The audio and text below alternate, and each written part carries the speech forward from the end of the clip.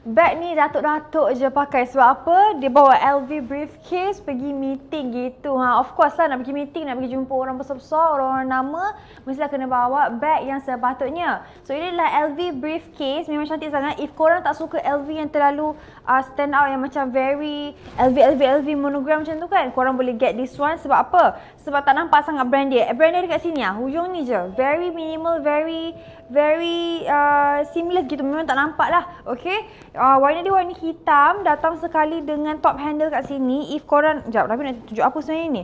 If korang nak tengok dalam dia, kita tunjuk dekat korang sekejap. Dalam dia begini, datang sekali dengan tali panjang.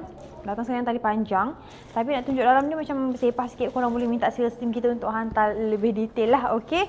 Harga dia tak mahal korang, harga dia cuma bawah RM6,000 sahaja. Korang tahu dekat butik harga berapa? Berbelas berpuluh ribu. But this one kita nak nego pada harga RM5,500 sahaja. Showroom kita kat mana? Showroom kita dekat Wangsa Maju, Kuala Lumpur. Ada satu unit sahaja untuk bag ni. Boleh bayar installment up to 60 bulan. First payment dah boleh terus bawa balik bag. So korang tunggu apa? Korang boleh DM kita sekarang.